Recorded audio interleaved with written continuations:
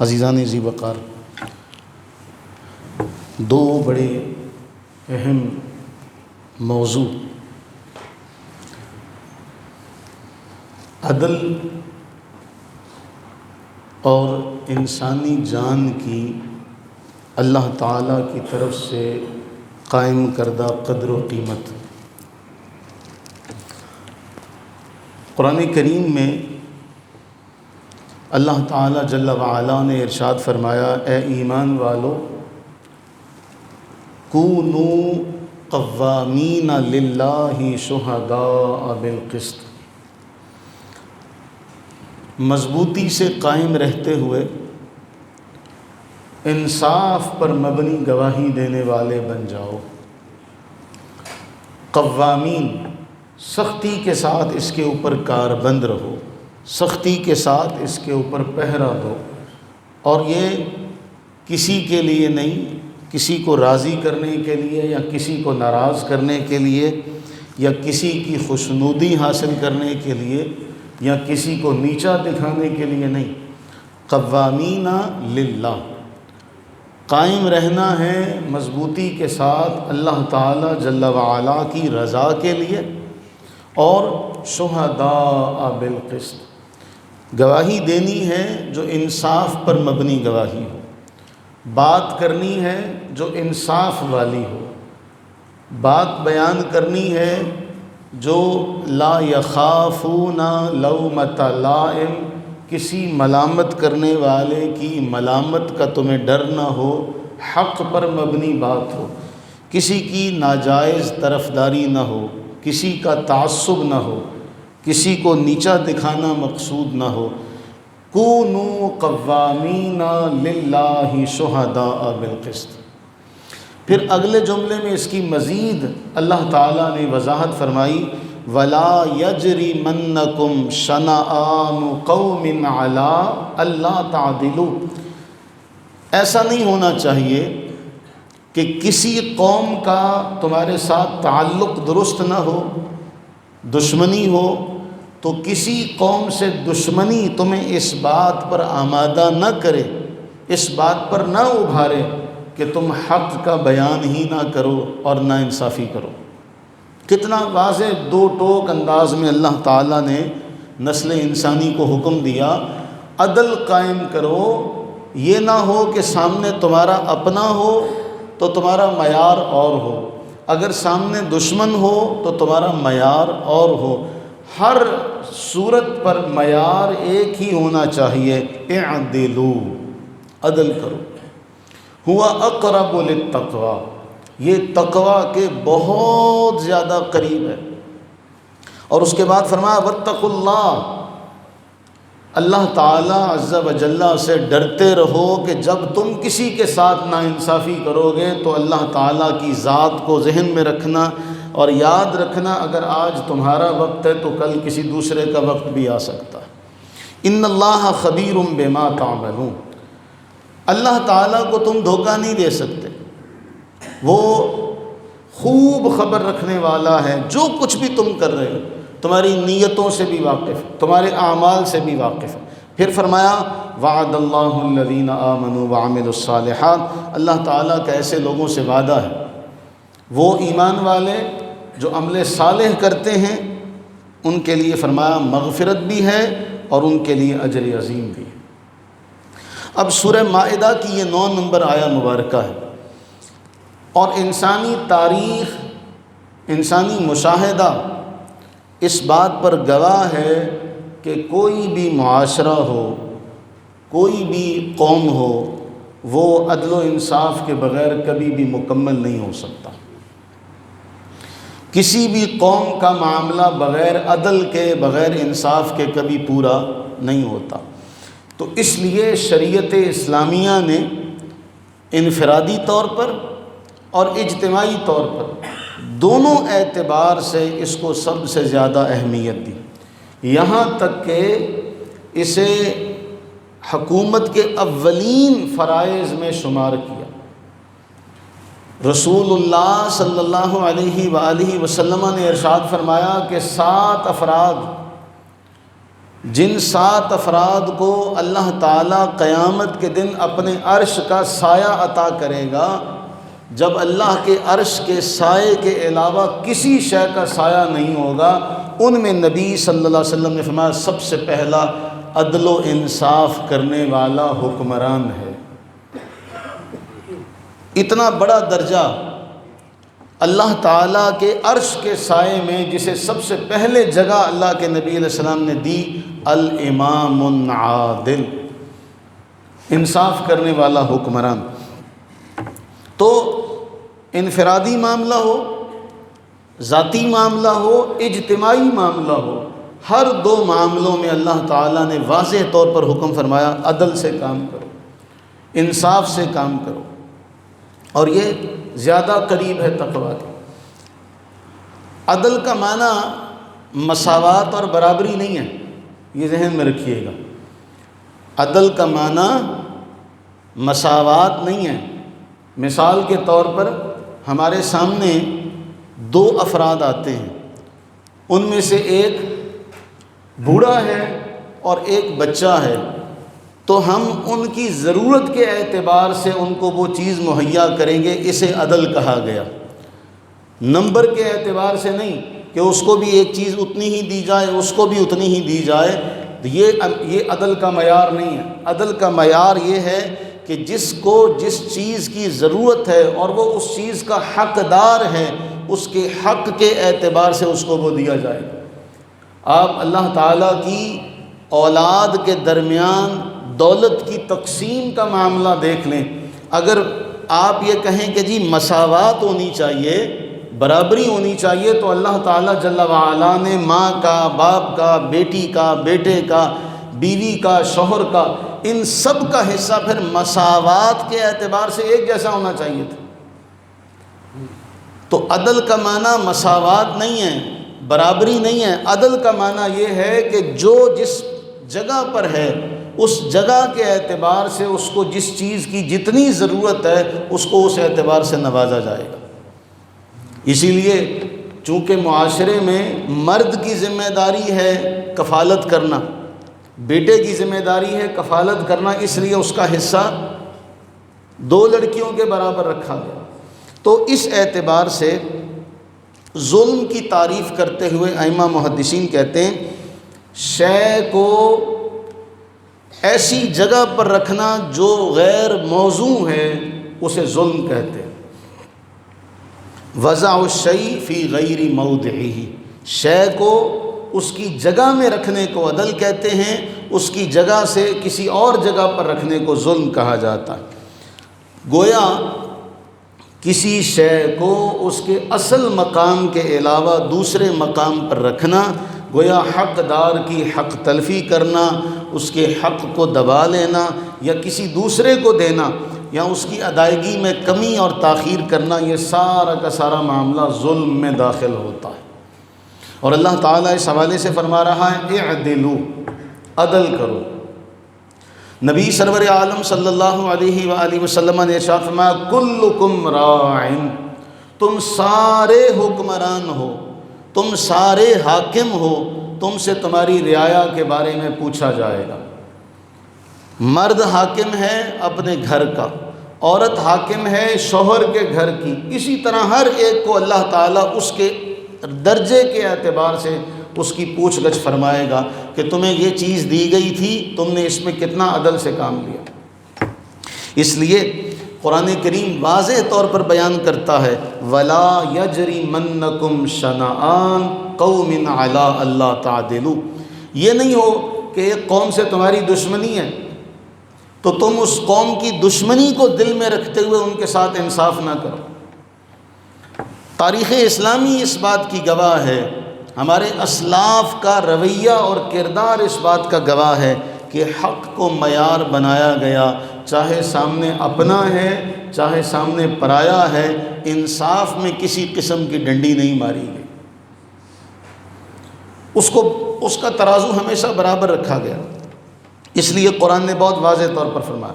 پھر سورہ مائدہ کی اس آیت کے علاوہ قرآن کریم میں کئی مقامات پر ان اللہ یأمرکم ان تؤدوا الامانات الی اہلہا، اللہ تعالیٰ تمہیں حکم دیتا ہے امانتیں ان کے اہل کے سپرد کرو۔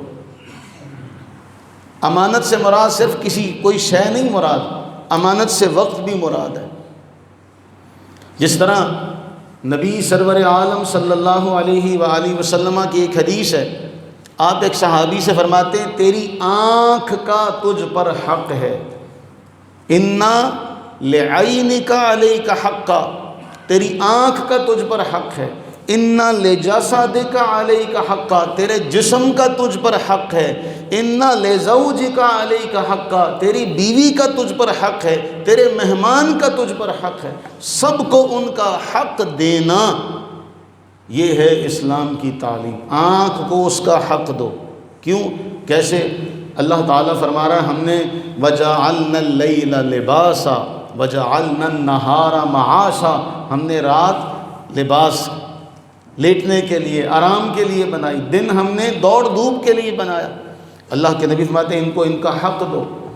تو امانتیں ان کے اہل کے سپرد کرو۔ پھر فرمایا وَإِذَا حَكَمْتُمْ بَيْنَ النَّاسِ، جب تم لوگوں کے درمیان فیصلہ کرو، ان تحکموا بالعدل، تو فیصلہ کرنا عدل کے ساتھ۔ پھر قرآن تیسری مقام پر فرماتا ہے وَإِنْ حَكَمْتَ فَاحْكُمْ بَيْنَهُمْ بِالْقِسْطِ إِنَّ اللَّهَ يُحِبُّ الْمُقْسِطِينَ، جب تم فیصلہ کرو تو فیصلہ حق کے ساتھ کرنا، اس لیے کہ اللہ تعالیٰ انصاف کرنے والوں کو بڑا پسند فرماتا۔ چوتھے مقام پر سورہ نحل میں فرمایا ان اللہ یأمر بالعدل، اللہ تمہیں عدل کا حکم دیتا، اللہ تمہیں احسان کا، نیکی کرنے کا حکم دیتا۔ پھر فرمایا وَإِذَا قُلْتُمْ فَعْدِلُوا، جب منہ سے بولو تب بھی عدل سے بولنا، جس میں جتنی بات ہے اتنا ہی اس کو بیان کرنا۔ اگر تمہارے بیان کیے ہوئے میں ذرہ برابر بھی، بال برابر بھی فرق آیا تو پھر یہ عدل نہیں رہے گا۔ وَإِذَا قُلْتُمْ، جب بھی کہو، فَعْدِلُوا، عدل سے، برابری سے، کہ عدل کا ترازو برابر رکھتے ہوئے۔ فرمایا وَلَوْ كَانَ ذَا قُرْبَىٰ، وہ تمہارا رشتہ دار ہی کیوں نہ ہو، تمہارا رشتہ دار ہی کیوں نہ ہو۔ جب بولو عدل سے بولو، جب کہو عدل سے کہو، جب فیصلہ کرو تو عدل سے کرو۔ پھر فرمایا اگر تم یہ نہیں کرتے تو یہ نہ کرنے، عدل کی جو ضد ہے وہ ظلم ہے۔ قرآن کریم بڑا واضح طور پر فرما رہا ہے وَالظَّالِمُونَ مَا لَهُم مِّن وَلِيٍّ وَلَا نَصِيرٍ، ظالموں کا کوئی دوست نہیں ہوگا، ظالموں کا کوئی مددگار نہیں ہوگا۔ دوسرے مقام پر قرآن فرما رہا ہے ان الظالمین لہم عذاب علیم، بے شک ظالموں کے لیے دردناک عذاب ہے۔ اب ان ساری آیات میں انفرادی ہو، اجتماعی ہو، فیصلہ کرنے کی بات ہو، وقت دینے کی بات ہو، منہ سے جملہ نکالنے کی بات ہو، ان تینوں چیزوں کو اللہ تعالیٰ نے الگ الگ بیان کیا۔ اذا حکمت، حاکم بنو، فاحکم بینہم بالقسط، انصاف سے فیصلہ کرنا۔ اذا قلتم، کہیں بولنا پڑے کسی کے بارے میں، فعدلوا، عدل سے بولنا۔ اب یہ ساری کی ساری باتیں بیان کر دی، کونوا قوامین للہ، اللہ کے لیے قائم رہنے والے بنو، شہداء بالقسط، انصاف پر مبنی گواہی دو۔ پھر نبی سرور عالم صلی اللہ علیہ وآلہ وسلم نے صحیح مسلم کی حدیث ہے اور حدیث قدسی ہے، رسول اللہ صلی اللہ علیہ وسلم فرماتے ہیں اللہ تعالیٰ یہ فرماتا ہے یا عبادی، اے میرے بندو، انی حرمت الظلم علی نفسی، میں نے اپنے نفس پر ظلم حرام قرار دیا، وجعلتہ بینکم محرما فلا تظالموا، تمہارے ماں بہن بھی اسے حرام قرار دیا، لہٰذا ایک دوسرے پر ظلم نہ کرو، ایک دوسرے پر ظلم نہ کرو۔ اب ان آیات بینات سے پتہ چلا اللہ تعالیٰ نے عدل کا حکم دیا، انفرادی طور پر بھی، اجتماعی طور پر بھی۔ اگر قاضی بن جاؤ عدل سے کام لو، اگر باپ بنو اولاد میں عدل سے کام لو، کسی کے خلاف گواہی دینی پڑے عدل سے کام لو۔ آپ دیکھیے ان آیات کو ذہن میں رکھتے ہوئے ہمارے معاشرے میں آپ کو یہ چیز کہاں نظر آتی ہے؟ ہمارے معاشرے میں جو کرسی پر بیٹھتا ہے، اور من حیث القوم ہماری پاکستانی قوم کا یہ المیہ ہے، ہم تو ووٹ نہ دینے پر کسی کے کام نہیں آتے کہ اس نے ہمیں ووٹ نہیں دیا تھا، ہمیں کرسی اس کے ووٹوں سے نہیں ملی۔ تو قرآن نے تو واضح طور پر فرمایا وَلَا يَجْرِمَنَّكُمْ شَنَآنٌ، اگر تمہاری کسی قوم سے دشمنی بھی ہے تب بھی جھوٹ سے کام نہ لینا، تب بھی ظلم نہ کرنا۔ کسی قوم سے تمہاری عداوت ہے، بغض ہے، دشمنی ہے، عدل سے پھر بھی، عدل کا دامن پھر بھی چھوڑنے کا نہیں کہا۔ قرآن نے یہ تو نہیں کہا کہ اگر سامنے تمہارا اپنا آئے تو انصاف کرنا، اگر تمہارا غیر آئے، تمہارا دشمن آئے تو اس سے انصاف نہ کرنا۔ قرآن نے تو معیار دیا کہ جو بھی ہو، حاکم وقت ہی کیوں نہ ہو، اس کے ساتھ بھی اس کو بھی عدالت میں کھڑا ہونا پڑے گا۔ آپ تاریخ اٹھا کر دیکھیے، خلفائے راشدین کا معاملہ آپ کو ملے گا کہ وہ قاضی وقت کے دربار میں جاتے ہیں، اور قاضی اگر ان کے لیے کھڑا ہو جاتا ہے تو وہ قاضی سے کہتے ہیں میں یہاں ملزم کی حیثیت سے آیا ہوں، آپ قاضی ہیں۔ ہمارے ہاں کیا ہوتا ہے؟ ہمارے ہاں جس کو کرسی ملتی ہے، جس کو عہدہ ملتا ہے، جس کو اختیار ملتا ہے، اور میں اکثر یہ شعر کہا کرتا ہوں، نفس مارا کم ترز فرعون نیست لیک اورا آن مارا آن نیست، کہ ہمارا نفس بھی کسی فرعون سے کم نہیں ہے۔ اختیار ملنے کی دیر ہے، مددگار ملنے کی دیر ہے، عہدہ ملنے کی دیر ہے، کم تو ہم بھی نہیں کرتے۔ آپ اپنے معاشرے میں عدل کا معیار دیکھیے، ہر اوپر والا اپنے نیچے والے کے ساتھ ظلم کرے گا۔ آپ بائک پر ہوں گے تو آپ سائیکل والے کو کچھ نہیں سمجھیں گے، آپ کار پر ہوں گے تو آپ موٹر سائیکل والے کو کچھ نہیں سمجھیں گے، آپ سے بڑی کار پر کوئی ہوگا تو آپ کی کار کو کچھ نہیں سمجھے گا، اس سے بڑی گاڑی پر کوئی ہوگا تو وہ اس سے چھوٹی گاڑی کو کچھ نہیں سمجھے گا۔ ہمارے ہاں معاملہ یہ ہے، کوئی کرسی پر عہدے پر بیٹھ گیا، آپ کسی بھی معاشرے میں کسی بھی سطح سے جا کے تحقیق کریں، آپ کو یہ نظر نہیں آئے گا کہ قرآن فرما رہا ہے عدل و انصاف سے کام لو،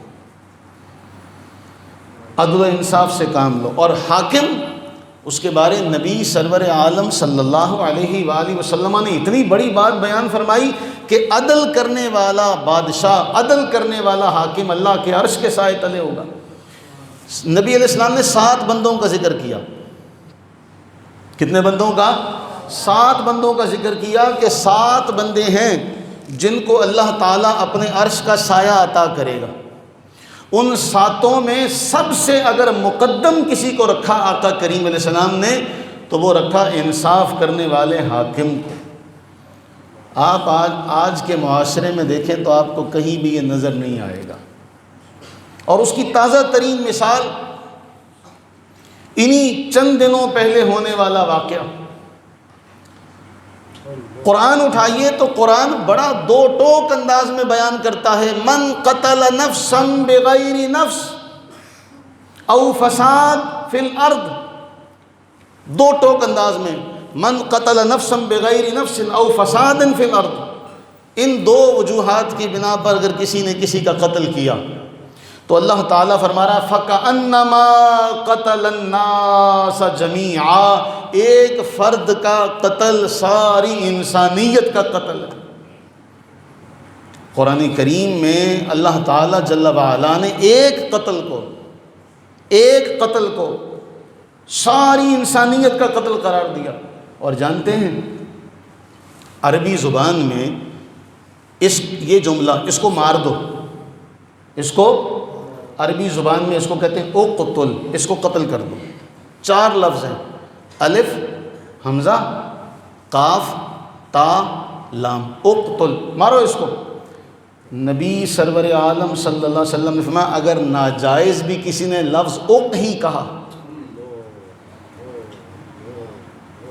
اگر کسی کے ناجائز قتل پر ساری دنیا شریک ہو جائے، اللہ سب کو جہنم میں اونٹے منہ ڈال دے گا۔ اور جس کا جس پر زور چلتا ہے، جس کا جس پر زور چلتا ہے وہ چلاتا ہے۔ ہمارے معاشرے کی یہ عادت بن چکی ہے، جس کا جس پر زور چلتا ہے وہ اس پر زور چلاتا ہے۔ کسی کا اپنے گھر میں چلتا ہے، گھر میں چلاتا ہے، کسی کا اپنے دوستوں پر چلتا ہے، دوستوں میں چلاتا ہے، کوئی اپنے عہدے کو استعمال کرتا ہے، کوئی اپنے اقتدار کو استعمال کرتا ہے، کوئی اپنے ہتھیار کو استعمال کرتا ہے۔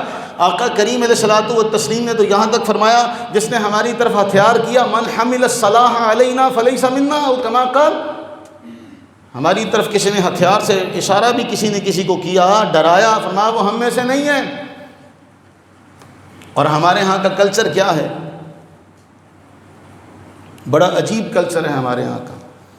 ہم دیکھتے ہیں نبی سرور عالم صلی اللہ علیہ وآلہ وسلم نے ایک مومن کا مرتبہ کیا بیان کیا۔ ہمارے اکثر لوگوں کو، اکثر دوستوں کو یہ حدیث یاد ہوگی۔ حضرت سیدنا عبداللہ ابن عمر رضی اللہ تعالیٰ عنہما بیان کرتے ہیں کہ رسول اللہ صلی اللہ علیہ وآلہ وسلم بیت اللہ کا طواف کر رہے تھے۔ آج وہاں جانے کی خواہش ہر ایک کے دل میں ہے، آج وہاں جانے کا اشتیاق، شوق ہر مومن کے دل میں ہے۔ اسباب اور وسائل نہیں ہے کسی کے پاس، وہ ایک الگ بات ہے۔ کسی کو بھی اسباب اور وسائل میسر ہو تو وہاں جانے میں دیر نہیں کرے گا، لیکن آپ اندازہ کیجئے آقا کریم علیہ الصلوۃ والتسلیم نے فرمایا ما اطیبا کی و اطیبا ریح کی، تو کس قدر پاکیزہ ہے۔ بیت اللہ کو، نبی علیہ السلام بیت اللہ کو مخاطب ہوتے ہیں، ما اطیبا کی، تو کس قدر پاکیزہ ہے، تیری خوشبو کس قدر پاکیزہ ہے، ما اعظما کی، تو کتنا عظیم ہے، واعظم حرمتا کی، اور تیری حرمت کتنی عظیم ہے۔ لیکن والذی نفس محمد بیدہ لحرمت المؤمن اعظم عند اللہ حرمت من کی مالہ و دمہ، لیکن اس ذات کی قسم ہے جس کے قبضے میں میری جان ہے، ایک مومن کی عزت اور مرتبہ اللہ کی بارگاہ میں اے بیت اللہ تجھ سے کہیں زیادہ ہے۔ وہی مومن جس کی ہم کبھی غیبت کرتے ہیں، جس کی ہم کبھی چغلی کرتے ہیں، جس پر ہم کبھی بہتان باندھتے ہیں، جس کے ساتھ ہم وعدہ خلافی کرتے ہیں، وہی مومن۔ اللہ کے نبی علیہ السلام نے بیت اللہ کی عزت حرمت سے زیادہ ایک مومن کی عزت اور حرمت کو قرار دیا۔ باقی رہ گئی ہمارا معاشرہ، تو ہمارے معاشرے میں ہم عوام بھیڑ بکریاں ہیں۔ ہمیں وہ جس طرح سائیوں نے کہا یہ ہیرو ہے، ہم نے اس کو ہیرو مان لیا۔ انہوں نے کہا یہ ہیرو نہیں ہے، تو آپ کی مرضی کی کوئی وقت نہیں ہے۔ بھیڑ بکریوں کی کوئی وقت نہیں ہوتی، کوئی قدر و قیمت نہیں ہوتی، ان کی رائے کی کوئی اہمیت نہیں۔ ہم نے بھی دیہاتی ماحول ہے، جانور رکھیں، تو آپ کسی کے جانور ہوں تو مجال ہے کہ مالک کی مرضی کے بغیر جانور ادھر سے ادھر ہو جائے، تو ہم بھی بھیڑ بکریاں۔ ہمیں بچپن میں کہا گیا افغانی مجاہد ہیں، اور ہم نے شعور کی دنیا میں قدم رکھا یہ سنتے ہوئے کہ افغانستان کے لوگ، افغانی ہمارے مجاہد بھائی ہیں۔ کئی دہائیاں جنہیں ہیرو قرار دیا گیا ہمارے بڑوں نے، اور ہم ان کو ہیرو ماننے پر مجبور تھے۔ کیوں؟ ہمارے بڑوں نے ان کو ہیرو کہا تھا، ہماری کوئی وقت نہیں تھی، ہم ان سے ایک بال برابر بھی انحراف کر سکتے۔ انہوں نے کہا یہ ہیرو ہیں، ہمارے ہی اقتدار کے لوگ ان کو لے کر آئے تھے نا، ہمارے ہی اقتدار میں بیٹھے لوگوں نے ان کو وہاں پر بسایا تھا، یہ کہہ کہ یہ ہمارے بھائی ہیں۔ آج ہمارے ہی بڑے انہیں دہشت گرد بنا رہے ہیں، ہم ماننے پر مجبور ہیں۔ کل تک وہی جماعت جس کو سب کچھ دیا گیا، اور وہ جملے کل اور ہم یہ بات کہیں کہ یہ جگہ اس کا کسی سے کوئی تعلق نہیں۔ آپ کو یاد ہے جب سانحہ ماڈل ٹاؤن ہوا، منہاج القرآن کے جو ساتھی تھے، جب ان کو سیدھی اسٹریٹ فائر گولیاں چلائیں گئی، مارا گیا، تو مرنے والے کون تھے؟ یہودی تھے۔ ہاں، یہ ایک شومی قسمت کہہ لیں، ہمارا مقدر کہہ لیں کہ ہمارے ملک کا بڑا، جس کو نوبیل انعام دینے کی سفارش کرتا ہے، ہزارہ نہیں لاکھوں مسلمانوں کے خون سے اس کے ہاتھ رنگے ہوئے ہیں، اور ہمارا وزیر اعظم کہتا ہے اس کو نوبیل انعام ملنا چاہیے امن کا، یہ امن کا داعی ہے، اس کو امن کا انعام ملنا چاہیے کہ یہ امن کا داعی ہے، جس کے ہاتھوں سے لاکھوں مسلمانوں کے خون سے جس کے ہاتھ رنگے ہوئے ہیں، اس کو ہمارا بڑا کہتا ہے یہ مسلمانی، یہ نسل انسانی کے لیے بہت بڑا تحفہ ہے۔ وہاں میں اور آپ کیا کہہ سکتے ہیں؟ ذرا ان کی مرضی سے ہل کر تو دکھائیں۔ جو چاہے آپ کا حسن کرشمہ ساز کرے، جو چاہے آپ کا حسن کرشمہ ساز کرے، عوام بیچاری کچھ کہہ نہیں سکتی، نہ کہہ سکتی ہے، نہ بول سکتی ہے، نہ اختلاف کر سکتی ہے۔ آج بھی وہ جملے سنیں تو تحریک لبیک کے امیر کے وہ جملے آج بھی سوشل میڈیا پر گردش کر رہے ہیں، جو گولیاں چلانے والوں سے یہ کہہ رہا ہے ہم تمہارے بھائی ہیں، ہم کسی مقصد کے لیے نہیں آئے، ہم تو فلسطینیوں کے لیے آئے ہیں کہ ان کے ساتھ انصاف کیا جائے، ہم تو فلسطینیوں کو گولیوں سے بچانے کے لیے نکلے تھے، ہم تمہارے بھائی ہیں۔ وہ واسطے دیتا ہے، واسطے دیتا ہے۔ آپ کے پاس ہتھیار ہو اور آپ کے سامنے کوئی شخص یہ کہے تمہاری ماں کا واسطہ، تمہیں تمہاری ماں کا واسطہ، تمہیں تمہاری ماں کے دودھ کا واسطہ، تو آپ کبھی بھی اس پر ہتھیار نہیں چلائیں گے۔ لیکن ایسا ہوا، اور آج حکومت میں بیٹھے ہوئے لوگ یہ کہہ رہے ہیں کہ جی لاشیں تک نہیں دی جا رہی۔ ہمارا میڈیا وہ ظلم بھی نہیں دکھا سکتا۔ ہمارے میڈیا کی اتنی حیثیت ہے کہ یہ زرخرید میڈیا، کسی زمانے میں ہم اس کو حرف آخر سمجھتے تھے کہ جو بات میڈیا پر آ رہی ہے وہ صحیح اور درست ہوگی۔ آج کوئی معیار نہیں رہا، آج کوئی معیار نہیں رہا۔ ہاں، ہم یہ کہتے ہیں ٹھیک ہے، اگر پولیس کے افراد، کوئی ساتھی، ان کے ساتھ ظلم ہوا تو ہم تو ظلم کی مذمت کرتے ہیں، لیکن پھر بھی جن کو اللہ نے عہدہ دیا ہے، جن کو اللہ نے اختیار دیا ہے، ان کے پاس اتنی سی بھی تو ہمت اور جذبہ ہونا چاہیے کہ اگلا تمہیں ماں کا واسطہ دے اور پھر بھی تم اتنے دلیر ہو کہ تم اسے مار دو۔ تو میرے عزیزو، یہ تو پھر پرمپرا چلی آ رہی ہے، دستور چلا آ رہا ہے، یہ دستور چلا آ رہا ہے۔ جو ظلم کے خلاف بولے گا اسے نشان عبرت بنا دو، جو ظلم کے خلاف آواز اٹھائے گا اس کو مٹا دو۔ اس لیے اللہ کے نبی علیہ السلام نے 3 پیمانے ذکر کیے تھے۔ ظلم اپنے ہاتھ سے اگر کوئی روک سکتا ہے تو ہاتھ سے روکے، اگر زبان سے روک سکتا ہے تو زبان سے روکے، اگر دل میں برا جان سکتا ہے تو دل میں برا جانے۔ ذالک اضعف الایمان، یہ ایمان کا کمزور ترین درجہ ہے۔ اور ہم نے بارہا اسی منبر سے یہ بات کئی بار کہی، آپ کو یاد ہوگا۔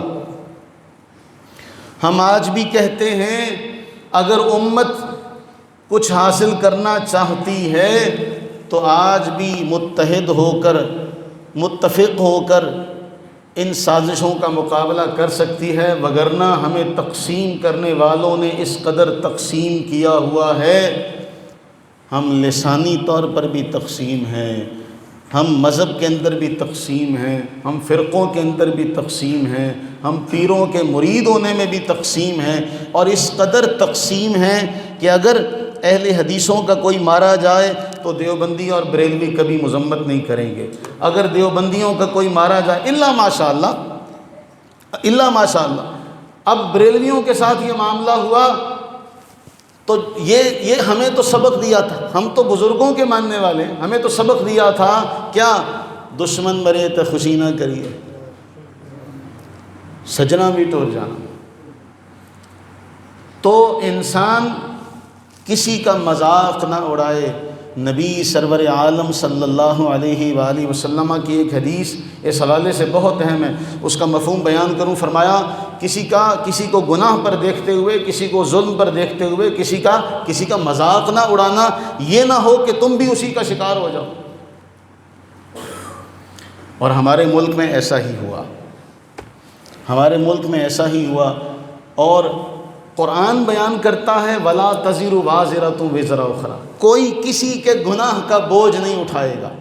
لیکن ہمارے ہاں سیاسی تعصب یہ ہے کہ کل کوئی اور زیر عتاب تھا اور کوئی محبوب تھا. آج محبوب زیر عتاب ہے اور جو زیر عتاب تھے وہ مجلس نشیں ہیں. کل اس مجلس پر کوئی اور بیٹھے گا اور آپ زیر عتاب ہوں گے. بات کر رہا تھا ماڈل ٹاؤن کی. ہم نے کہا ماڈل ٹاؤن میں جو بے گناہ افراد مارے گئے ہیں یہ ہماری حکومت نے سیاہ کام کیا. لیکن کئی لوگوں کو یہ بات میری اس وقت بری لگی تھی. جی مولوی صاحب مسجد میں بیٹھ کے سیاست کی بات کرتے، جن کو نون لیگ سے بڑی محبت تھی. اس منبر پر میں کسی کی جماعت کی حمایت کی بات نہیں کرتا. نہ یہ نون لیگ کا ہے، نہ یہ پی ٹی آئی کا ہے، نہ یہ تحریک لبیک کا ہے. یہ رسول اللہ صلی اللہ علیہ وآلہ وسلم کا منبر ہے. اس منبر پر بیٹھ کر جو حق ہے وہی بیان کیا جائے گا.